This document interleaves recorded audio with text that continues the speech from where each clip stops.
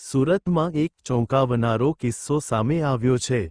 એક યુવકે હાઈફાઈ જિંદગી જીવવા માટે પોતાના જ ઘરની તિજોરી તોડી તેમાં રાખેલા રોકડા અને બહેનના કિંમતી ઘરેણાં ચોરી લીધા હતા।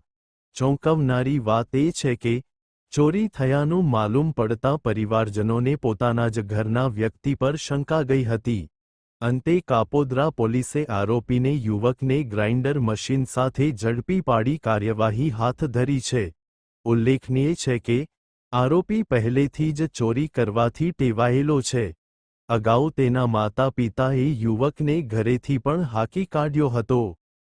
સુરતના કાપોદ્રા વિસ્તારની અશોકવાટિકા સોસાયટીમાં 1 જાન્યુઆરી 2025ના રોજ બપોરે 2:30થી રાત્રે સવારે 11 વાગ્યા સુધીમાં કોઈક વ્યક્તિએ ઘરના લોક ખોલી અંદર પ્રવેશ કર્યો હતો।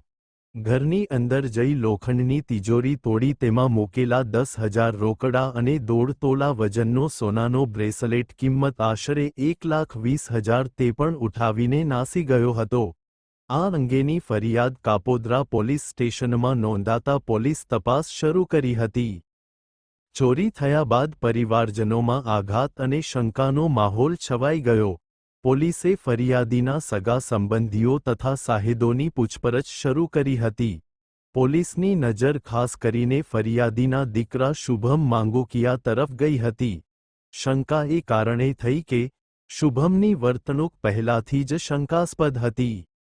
તે અગાઉ પણ અનેકવાર ચોરી અને છેતરપિંડીના ગુનાઓમાં પકડાયો હતો અને લાંબા સમયથી ઘેર આવતો જતો નહોતો। શુભમ મોજ શોખ માટે તે ઘણીવાર નાની મોટી ચોરી કરતો, જેના કારણે તેના માતા પિતાએ પણ તેને ઘેરથી બહાર કાઢી મૂક્યો હતો। પોલીસે વધુ તપાસ કરતા ખબર પડી કે શુભમ કાપોદ્રા વિસ્તારના નાના વરાછા ડાળ પાસે છુપાઈને રહે છે। પોલીસે તુરંત જ ત્યાં પહોંચી આરોપીને પકડી પાડ્યો હતો।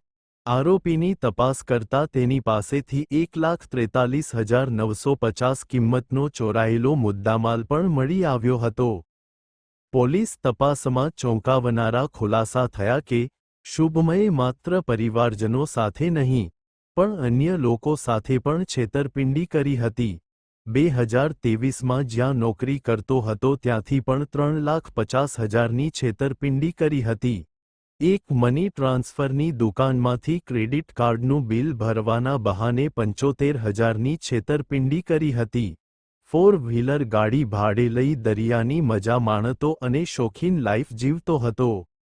શુભમના પરિવારજનોએ પણ સ્વીકાર્યું કે તે શરૂથી જ ઉઠાંગણ અને મોજ મસ્તી કરનાર હતો। તે કોઈ કામ ધંધો કરતો નહોતો અને રોજગારી ન હોવા છતાં મોંઘી લાઈફશૈલી જીવવા શોખીન હતો। તેના આવા શોખોને પૂરા કરવા માટે તેણે આખરે પોતાના જ ઘરને લૂંટી લીધું હતું।